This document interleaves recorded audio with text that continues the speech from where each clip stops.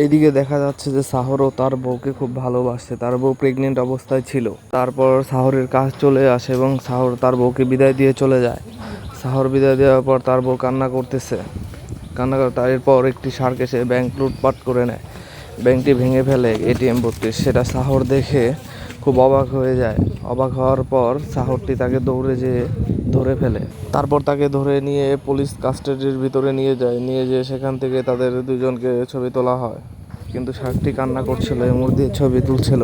সেই ছবিটি আবার দেখেছে শার্কের যে বস ডাকাত সেইটি দেখে ফেলেছে।